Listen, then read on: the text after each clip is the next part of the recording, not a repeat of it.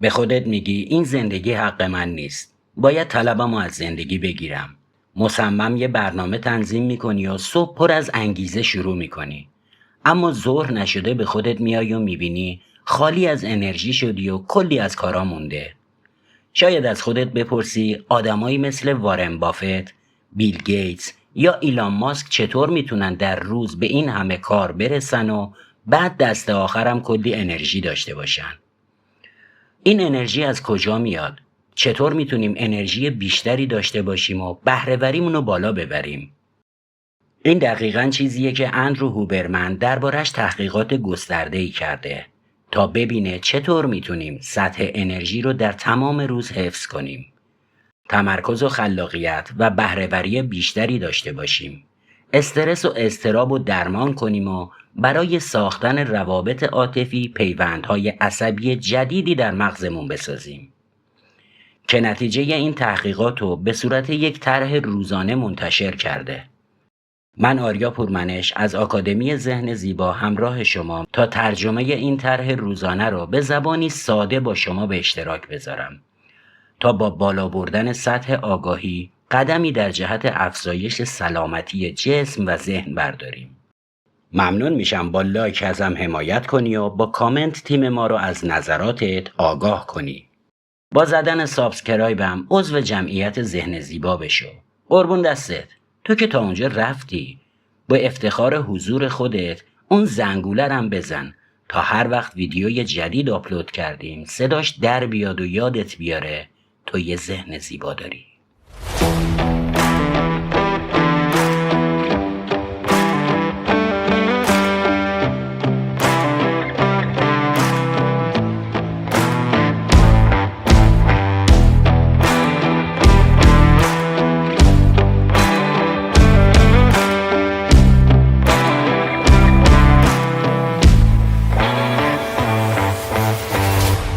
قبل از همه چیز بیایم اول ببینیم دکتر هوبرمن کیه و چرا مقالات ایشون اینقدر اهمیت داره. اندرو هوبرمن دکترای علوم اعصاب و رئیس دپارتمان نوروبیولوژیه که با حفظ سمت استاد روانپزشکی و علوم رفتاری در دانشگاه پزشکی استنفورده. اون در زمینه‌های شناخت رشد و عملکرد مغز، انعطاف پذیری عصبی، توانایی سیمکشی مجدد سیستم عصبی که در یادگیری رفتارها، مهارتها و عملکرد شناختی جدید ایجاد میشن کمک مهمی کرده. هوبرمن یکی از اعضای بنیاد مکنایت و بنیاد پیوست و جایزه کوگانو در سال 2017 به عنوان دانشمند برتر به خاطر مطالعه بینایی و اکتشافاتی که در این زمینه انجام میده دریافت کرد. جدیدترین کار آزمایشگاهی اون بر تأثیر بینایی و تنفس بر حالات مغزی مانند ترس و تمرکز زیاد و ارتقاء روش‌های سریع و مؤثر برای کاهش استرس و بهبود خواب و سایر معیارهای فیزیولوژیکی متمرکز شده که نتیجه تحقیقات اون در مجلات معتبری مثل ساینس، نیچر و سیل منتشر شده که در رسانه‌های برتر تایم، BBC، دیسکاوری و امریکن بازتاب گسترده‌ای داشته. دکتر هوبرمن در سال 2021 پادکست هوبرمن لب رو راه اندازی کرد و بین 10 پادکست برتر جهان قرار گرفت که در موضوعات علوم، آموزش و سلامت و تناسب اندام رتبه اول رو به خودش اختصاص داده.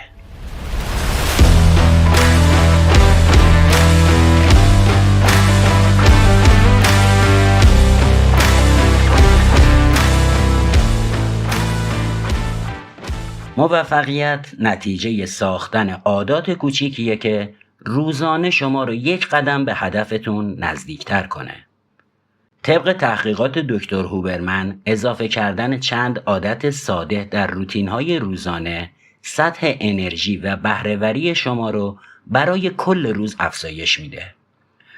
دکتر هوبرمن نتیجه ماه‌ها تحقیق و فشرده‌سازی محتوای 250 ساعت پادکست رو در یک طرح روزانه ارائه کرده تا بتونید بدون هزینه تأثیرگذارترین ابزارها رو برای به حداکثر رسوندن بهره‌وری در عملکرد و سلامت جسمی و روانی در اختیار داشته باشید. که در این طرح روز به 3 منطقه زمانی تقسیم شده. مرحله اول بیداری و تنظیم ساعت بیولوژیک بدن. اولویت اول هر روز صبح در این طرح قرار گرفتن در معرض نوره. نور فضای باز باعث میشه تا اوج کورتیزول مفید در اوایل صبح باشه. هورمون کورتیزول محرکیه که فرایند رسیدن از خواب به بیداری رو کلید میزنه. وقتی آزادسازی کورتیزول اتفاق میفته، فرمان ترشح ملاتونین رو برای 12 تا 14 ساعت بعدی به ساعت بیولوژیک بدن صادر میکنه که موجب افزایش خلق و خو، هوشیاری و انرژی در طی روز میشه و بهتون کمک میکنه تا شب راحت تر بخوابید. ساعت بیولوژیکی یا ساعت شبانه روزی ریتم شبانه روزی داخلی بدن ماست که چرخه خواب و بیداری ما رو کنترل میکنه و خودش تحت تأثیر نوریه که به ما میرسه. از اونجایی که نوری که ما دریافت میکنیم بسته به زمان قرار گرفتن در معرض نور و شدت اون متفاوته، تأثیر متفاوتی هم بر ریتم شبانه روزی ما میذاره و میتونه باعث برهم خوردن نظم ساعت بیولوژیک بدن بشه. به عنوان مثال، به دلیل اینکه نسبت نور آبی به زرد در اول صبح و غروب خورشید بیشتره، یک سیگنال قوی برای بیداری محسوب میشه و از اونجایی که نور فضای باز میتونه تا 10 برابر بیشتر از روشنترین نورپردازی داخلی باشه، هماهنگی قویتری بین زمان روز و ساعت درونی بدن ایجاد میکنه. به همین دلیل عواملی مثل نور آبی حاصل از صفحه نمایش و نور مستقیم مصنوعی در اواخر شب باعث برهم خوردن ریتم شبانه روزی میشه. اختلال خواب ناشی از عواملی چون خواب نامنظم، شیفت‌های کاری و تغییر سریع منطقه زمانی در مسافرت‌های هوایی هم به دلیل ناهماهنگی بین سطح نور دریافتی در گیرنده‌های شبکیه چشم و برهم خوردن ریتم درونی به وجود میاد. همچنین دریافت سیگنال‌های بیولوژیکی مثل افزایش سطح ملاتونین و یا کاهش دمای بدن با ایجاد اختلال در این ریتم موجب خواب‌آلودگی میشه. اون چه مشخصه تأثیر نور بر تنظیم ریتم شبانه روزی ما فراتر از زمانبندیه که به خواب اختصاص میدیم. یعنی حتی کمبود خواب خفیف یا متوسط هم موجب مشکلاتی در سلامت روان و کاهش موقت عملکرد شناختی میشه. بنابراین تنظیم زمان قرار گرفتن در معرض منابع نوری مختلف در طول روز یک استراتژی کلیدی برای ارتقای سلامت و عملکرد کلی ذهنی و جسمی ماست. دکتر هوبرمن در طرح روزانه نحوه بهینه‌سازی نور صبحگاهی رو بین 30 تا 60 دقیقه پس از بیدار شدن دونسته که در روزهای آفتابی بین 5 تا 10 دقیقه و در روزهای ابری بین 10 الی 15 و حداکثر 30 دقیقه باید در معرض نور فضای بیرون منزل قرار بگیرید. برای اینکه حداکثر بهره را ببرید به طلوع خورشید نگاه کنید. هرگز مستقیم به خود خورشید زل نزنید. در صورت لزوم پلک بزنید. استفاده از لنزهای تماسی و عینک آفتابی هم خوبه، اما نباید مانع رسیدن نور خورشید به چشمتون بشه. اگر هم شرایط خارج شدن از منزل رو ندارید، نورهای داخلی روشن و آبی رنگ مناسبه، اما سعی کنید در اسرع وقت به بیرون برید، چرا که در مقیاس اندازه‌گیری شدت نور حتی در روز ابری نور فضای باز حدوداً 10,000 و نور داخلی بیشتر از 1000 لوکس نیست. گام دوم، تنظیم جریان نوری. پیاده روی صبحگاهی در خارج از منزل میتونه هم نوردهی و هم جریان نوری رو برای شما فراهم کنه. جریان نوری زمانی رخ میده که شما حرکت رو به جلو داشته باشید، مثل راه رفتن، دوچرخه سواری و یا دویدن، که در اونها تصاویر از گوشه چشم ما عبور میکنن و جریانی از اطلاعات رو ایجاد میکنن که تأثیر قدرتمندی بر سیستم عصبی داره. تحقیقات نشون داده که جریان نوری میزان فعالیت عصبی رو در آمیگدال، یعنی بخشی از مغز که باعث ایجاد احساس ترس، تهدید و اضطراب میشه رو کاهش میده که این فرایند موجب کاهش استرس و اضطراب در کل روز میشه.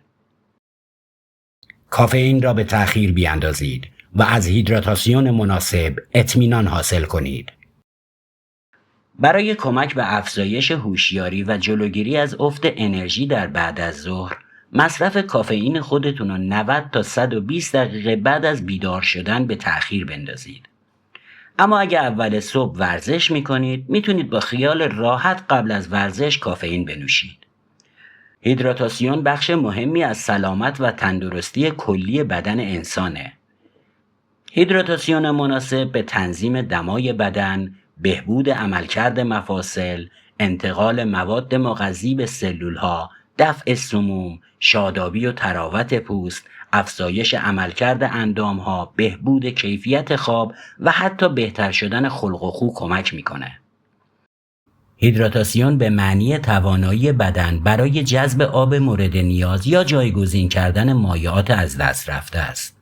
این جذب در درجه اول از طریق نوشیدن مایعات ترجیحاً آب اتفاق میفته، اما حدوداً 20% از اون از طریق خوردن غذا تامین میشه. از طرفی بدن ما از طریق عملکردهای طبیعی مثل ادرار کردن، تعرق، تنفس و حتی صحبت کردن آب از دست میده و بیماری‌هایی مثل اسهال، استفراغ و یا نوشیدن زیاد قهوه و استفاده از الکل موجب تشدید اون میشه. این کم آبی در طول روز باعث تشنگی، بیحالی و سردرد میشه که با طولانی شدن مدت کم آبی بدن برای جبران مایعات رو از اندامهای داخلی و حیاتی مثل مغز، سیستم گوارشی و ریه ها منحرف میکنه تا جلوی از دست رفتن آب بیشتر رو بگیره و به نوعی بدن کم کم شروع به از کار افتادن میکنه که میتونه مشکلات جدی و جبران ناپذیری برای شخص به وجود بیاره. پس لازمه که هیدراتاسیون مناسبی داشته باشیم. اما برای هیدراته کردن بدن به چقدر مایعات در شبانه روز نیاز داریم؟ نیاز بدن به آب به عواملی مثل سن، میزان مصرف کافئین، منطقه آب و هوایی، فیزیک بدنی و سطح فعالیت بدنی و حتی کم خوراک بودن شخص بستگی داره. اونچه مسلمه یه فرد ورزشکار یا قد بلند یا بزرگ جثه و یا کسی که خوراک کمی داره نسبت به یه فرد کم تحرک یا قد کوتاه و یا ریز اندام به آب بیشتری احتیاج داره. البته میتونید با استفاده از نمودارهای موجود در اینترنت که بر اساس رنگ ادرار تهیه شدن سطح مورد نیاز بدنتون رو برای هیدراته شدن تعیین کنید. اما به طور معمول یک بدن بزرگسال در شبانه روز به 2 تا 3 لیتر مایعات نیاز داره. خیلی از ما در شبانه روز برای جبران مایعات از دست رفته تلاش زیادی میکنیم، اما به دلیل نداشتن اطلاعات کافی به نتیجه مطلوب نمیرسیم. چرا که نوشیدن روزانه 8 تا 12 لیوان آب به تنهایی کافی نیست. پس چه باید کرد؟ چاره کار تأمین الکترولیت های بدن است. الکترولیت ها مواد شیمیایی با بار الکتریکی طبیعی مثبت یا منفی هستند که با آب مخلوط شده و جریان الکتریکی رو در بدن هدایت می کنند و از اونجایی که بیشتر از 60% بدن ما رو آب تشکیل داده، الکترولیت ها ارتباط آب درون سلول ها و بین سلول ها رو ممکن میکنه که برای بقای سلول ها ضروری هن و عملکردهای مهم بدن مثل تنظیم اعصاب و ماهیچه ها به اونها بستگی داره. از مهمترین الکترولیت های ضروری برای عملکرد صحیح بدن میتونیم به سدیم، کلسیم و پتاسیم، فسفات، بیکربنات، کلورید و منگزیم اشاره کنیم که از طریق غذاها و میوه و سبزیجاتی که مصرف میکنیم تأمین میشن. به همین دلیله که داشتن رژیم غذایی سالم جزو ضروریات و به اون تأکید میشه. الکترولیت ها علاوه بر کمک به عملکرد صحیح اعصاب و عضلات در متعادل سازی اسیدیته خون نقش مهمی دارند، چرا که خون برای از بین بردن بیماری ها باید pH خاصی رو حفظ کنه. همچنین جزئی ضروری برای ترمیم بافت‌های آسیب دیده به حساب میان. به همین دلایل عدم تعادل در الکترولیت ها باعث کمبود انرژی و اختلال در سلامتی میشه. به عنوان مثال، سدیم کمک به ارسال سیگنال های الکتریکی سلول های عصبی مغز میکنه تا فرامین اجرایی به سلول های بدن مخابره بشه و مغز عملکرد سالمی داشته باشه. و یا کلسیم کمک به انقباض عضلات و منیزیم موجب آرامش اونها میشه. الکترولیت هایی مثل سدیم باعث رقیق شدن آب در قشای سلولی میشه و تعادل بین آب داخل و خارج سلول ها رو ایجاد میکنن که مانع ترکیدن و یا کم آبی سلول ها میشه و نقش مهمی در هیدراته شدن بدن دارن. همونطور که گفتیم بدن برای هیدراته شدن نیاز به 2 تا 3 لیتر مایعات در روز داره که بخشی با نوشیدن آب و بخش دیگه باید از طریق غذاها، میوه ها و سبزیجات حاوی الکترولیت ها تامین بشه. اگرچه آب تامین کننده اصلی مایعات مورد نیاز بدن محسوب میشه، اما نوشیدنی های مثل شیر، آب میوه، لیمونات، حتی نوشیدنی های کافئین دار مثل چای و قهوه یا دمنوش ها و نوشابه های انرژیزا حاوی آب هستند و میتونن تامین کننده مایعات مورد نیاز روزانه بدن باشند. همچنین میوه ها و سبزیجاتی مثل خیار، هندوانه، خربزه، توت، مرکبات، گوجه فرنگی، کاهو و کرفس و یا غذاهایی مثل سوپ نیاز بدن رو برای هیدراته شدن تأمین می‌کنند. لازم به ذکره که مصرف روزانه کافئین به مقدار متوسط یعنی حدود 400 میلی گرم برای اکثر افراد مضر نیست، اما بهتر مصرف کافئین رو محدود کنید، چرا که مصرف بیشتر موجب ادرار مکرر و از دست دادن آب و دهیدراته شدن بدن میشه و منجر به احساس اضطراب یا عصبانیت خواهد شد. اون چه مشخصه حفظ هیدراتاسیون مناسب از طریق نوشیدن کافی مایعات و خوردن یک رژیم غذایی متعادل برای سلامت جسمی، ذهنی و عاطفی ما اهمیت ویژه‌ای داره.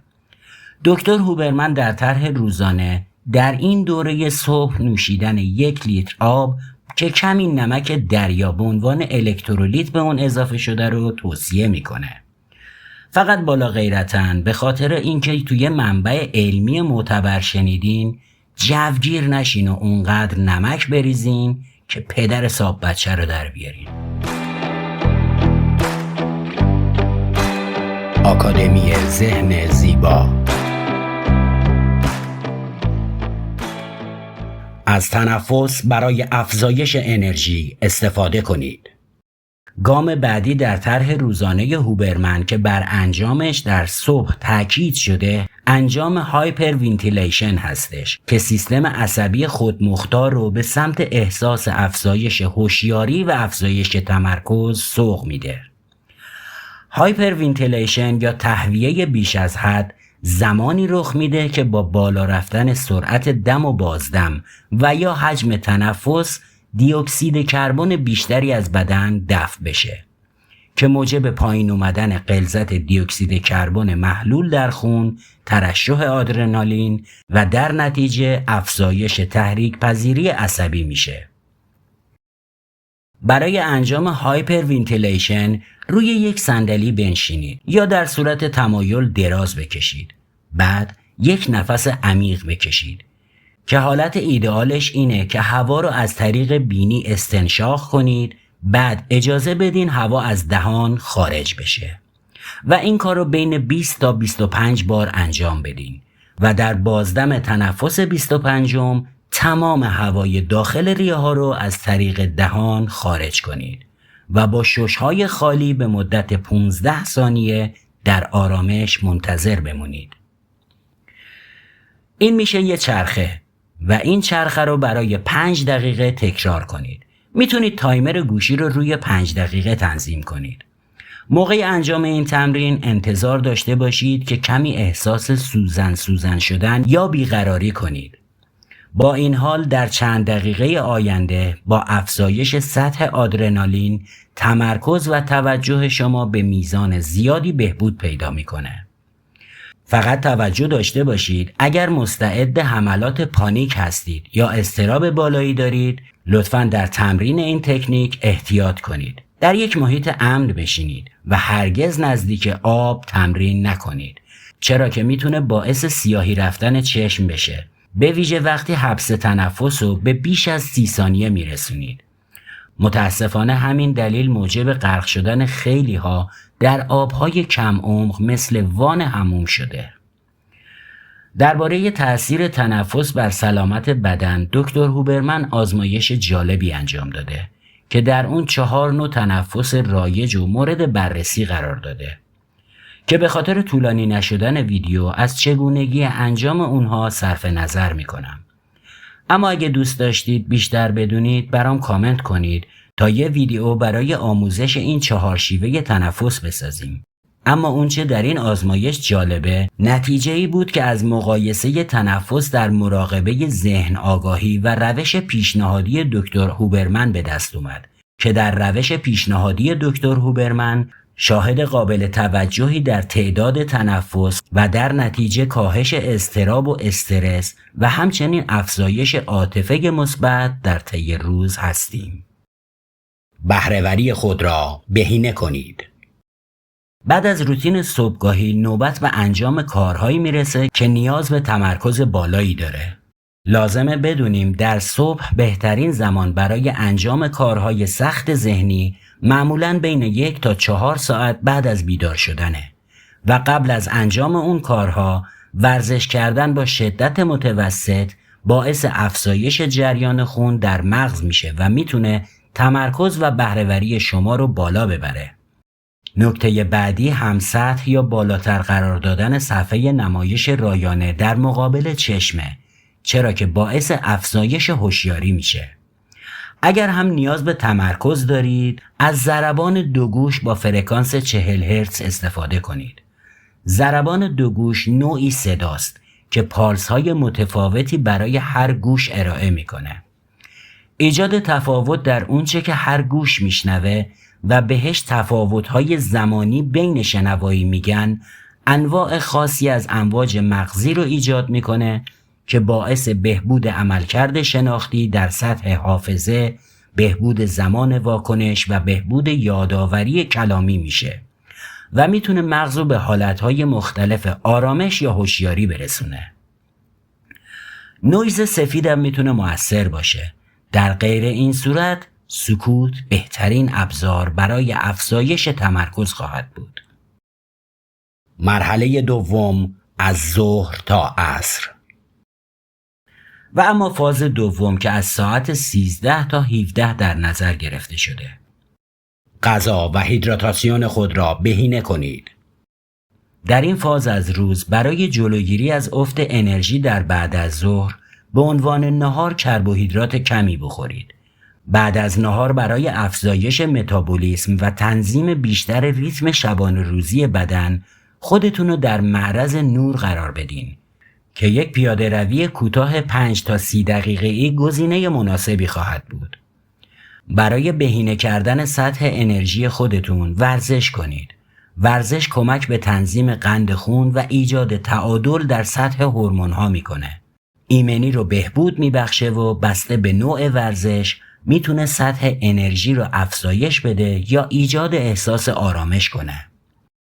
استراحت و شارژ مجدد با چرت زدن یا استراحت عمیق بدون خواب. برای شارژ مجدد سطح انرژی زیر 20 دقیقه یه چرت کوتاه بزنید تا دچار اینرسی خواب نشید. اینرسی خواب گیجی و منگی خفیفیه که شخص بعد از بیدار شدن از خواب عمیق احساس میکنه.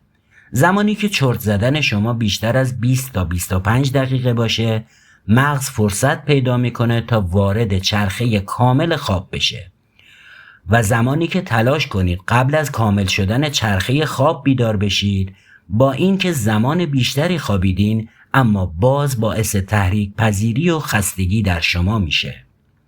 اگر بعد از ظهر احساس افت انرژی نمی کنید یا بعد از چرت زدن احساس بیحالی می کنید، لازم نیست بعد از ظهر چرت بزنید. همچنین برای افزایش سطح دوپامین و انرژی میتونید بین 10 الی 30 دقیقه از تکنیک استراحت عمیق بدون خواب یا NSDR استفاده کنید.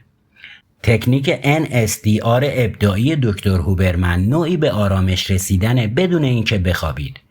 این روش با انجام کارهایی مثل یوگا و مدیتیشن مغز رو به سمت آرامش و تمرکز بیشتر هدایت و فرکانس مغزی رو در 2 مرحله وارد حالتی شبیه به خواب میکنه که باعث میشه فرد با ذهن بیدار استراحت کنه. این روش با تحریک هورمون رشد و بهبود اون فرد رو خوش اخلاق میکنه. همچنین با آهسته شدن سیستم عصبی پاراسمپاتیک حالت تدافعی سمپاتیک کاهش پیدا میکنه که باعث میشه تعداد تنفس و ضربان قلب در حد نرمال پایین بیاد و سلامت قلب و عروق افزایش پیدا کنه. مزایای دیگه استفاده از این تکنیک عبارتند از کمک به بهبود و حفظ حافظه، افزایش نوروپلاستیسیته یا انعطاف پذیری مغز که باعث بهبود فرایند یادگیری میشه، کاهش اضطراب، بهبود کیفیت خواب، افزایش تمرکز ذهنی و مدیریت افکار و کاهش درد. اما اینکه چطور این تکنیک رو انجام بدیم خودش یه مبحث مفصلیه که در ویدیوهای بعدی در موردش صحبت میکنیم. شام بخورید و قرار گرفتن در معرض نور غروب آفتاب را در اولویت قرار دهید. در این مرحله به پایان روز و حوالی غروب آفتاب نزدیک میشیم که با قرار گرفتن در معرض نور طبیعی از اثرات منفی نور مصنوعی اواخر شب کم میشه. شام رو هم از غذاهای پرکربوهیدراته یعنی نشاسته‌ای پیچیده و پروتئین بخورید تا موجب تقویت آرامش و خواب شما بشه. مرحله سوم، زمان خواب و خواب. برای داشتن بهره‌وری باید داشتن برنامه خواب منظم و در اولویت قرار بدیم و این یعنی هر روز صبح ساعت بیدار شدن نباید بیشتر از 1 ساعت دیرتر یا زودتر باشه که این برنامه شامل روزهای تعطیل هم میشه، چرا که وقتی در آخر هفته دیرتر بخوابید در ریتم شبانه روزی بدن شما اختلال ایجاد میشه و بیدار شدن در برنامه منظم و براتون سخت میکنه. اما اگر چنین اتفاقی افتاد و خواب شبانه ضعیفی داشتید، شاید تصمیم بگیرید صبح بعد از خروج از تخت با نوشیدن 1 فنجان قهوه انرژی لازم رو برای انجام تمرینات روزانه به دست بیارید تا خودتون رو تا عصر بکشونید. اما این بهترین راه برای ریکاوری بعد از خواب بد شبانه نیست، چرا که خواب شب بعدی شما رو تحت تأثیر قرار میده. برای اینکه راحت‌تر به خواب برید میتونید از تنفس برای تقویت آرامش استفاده کنید. آه کشیدن فیزیولوژیکی به سرعت سیستم خودمختار عصبی رو به سمت افزایش آرامش میبره. فقط کافیه 1 تا 3 بار آه چرخه‌ای بکشید تا ذهن آماده یک خواب راحت بشه. یک آزمون بالینی نشون داده که اگر در روز 5 دقیقه این تمرین رو انجام بدید موجب بهبود خواب، کاهش ضربان قلب در حالت استراحت و بهبود خلق و خو در شبانه روز خواهد شد. این تمرین به این صورته که 1 دم عمیق بکشید، بعد 1 دم دوم دیگه پشتش انجام بدید تا ریه ها کاملا پر بشه. بعد ریه ها رو با یه بازدم مثل آه کشیدن کامل خالی کنید که باید 2-3 بار انجام بشه. محیط خواب خود را بهینه کنید. عامل مهم دیگه‌ای که موجب داشتن یک خواب راحت برای تأمین انرژی میشه ویژگی‌های محیطیه که باید رعایت کنید. پس از غروب آفتاب از نور محیطی ملایم و کم استفاده کنید و از نورهای درخشان و بالای سر به طور کل پرهیز کنید. نور صفحه نمایش رایانه و تلفن همراه خودتون رو تا حد ممکن کم کنید یا از فیلترهای رنگ قرمز استفاده کنید تا قرار گرفتن در معرض نور آبی کاهش پیدا کنه. اتاق خواب خودتون رو 1 تا 3 درجه از حد معمول خنک‌تر کنید. و با استفاده از پرده‌های ضخیم و یا ماسک چشم تا حد امکان تاریک کنید. اگر نیمه شب از خواب بیدار میشید، از تکنیک NSDR یا استراحت عمیق بدون خواب برای رسیدن به آرامش و کمک به خواب رفتن سریع استفاده کنید. به طور خلاصه، اونچه باید رعایت کنید تا خواب با کیفیتی داشته باشین این موارد هستند. در همون ساعت معمول از خواب بیدار بشید. خوابیدن بیشتر از 1 ساعت از زمان معمول میتونه ساعت شبانه روزی بدن شما رو عقب‌تر ببره که بهش تأخیر فاز میگن و به خواب رفتن در اون شب سخت‌تر میشه. اطمینان حاصل کنید که بلافاصله پس از بیدار شدن از خواب به اندازه کافی در معرض نور خورشید قرار میگیرید تا از اوج کورتیزول در اوایل روز بهره ببرید. مصرف کافئین رو از 90 تا 120 دقیقه پس از بیدار شدن به تعویق بندازید تا اثرات افزایش انرژی فنجان قهوه یا چای خودتون رو به حد اکثر برسونید. صبحها ورزش کنید تا سطح کورتیزول رو در اوایل روز افزایش بدین که در پی اون آدرنالین و تمرکز هم افزایش پیدا کنه. اگر بعد از ظهر احساس خستگی می کنید، از کافئین پرهیز کنید و یک چرت بعد از ظهر داشته باشید یا به جای اون 10 الی 30 دقیقه از تکنیک استراحت عمیق بدون خواب برای شارژ مجدد انرژی استفاده کنید. ممنون که تا آخر این ویدیو همراه هم بودید. اگر براتون مفید بود با یه لایک ازم حمایت کنید. نظر خودتونم برام کامنت کنید تا اگر مورد پسند بوده بقیه مباحث جناب دکتر هوبرمن هم براتون ترجمه و تقدیم کنیم. بهروز و سلامت باشید. دوستدار شما آریا پورمنش.